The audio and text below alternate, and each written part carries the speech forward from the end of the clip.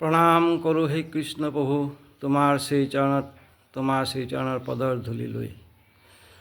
আজি মই কৃপাসিন্ধু বৈদ্যই অ আ হচৈ দীৰ্ঘই হচৌ দীৰ্ঘ ৰি এ ঐ উ ঔ স্বৰবৰ্ণৰ এই শব্দকেইটাক লৈ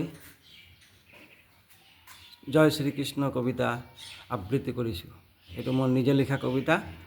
হে কৃষ্ণ কৰুণা সিন্ধু দীন বন্ধু, অভাজনক কৰা কৃপা কৰুণাৰ সাগৰ। অনাদিৰ আদি তুমি ইন্দ্ৰপ্ৰস্তৰ ঈশ্বৰ, তুমি উদ্ধাৰ কৰো হে প্ৰভু ঊৰ্ধ্বলোক ঈশ্বৰ। ঋষিগণৰ ঋক তুমি এতই ঐশ্বৰ্যশালী। ওম হৰি কৃষ্ণ কৃষ্ণ, তোমাৰ ঔচিত্য গীতাৰ পীযুষ পানে। কংসৰ কুস্তি খেলৰ গৰিমা আছিল। বাকী ভাগখিনি মই লাহে লাহে আপোনালোকৰ ওচৰত আপলোড দিম।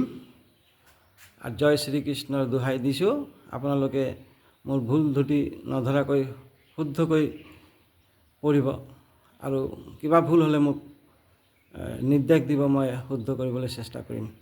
এই আশা ৰাখিছোঁ। ধন্যবাদ ৰাইজ। জয় অসম।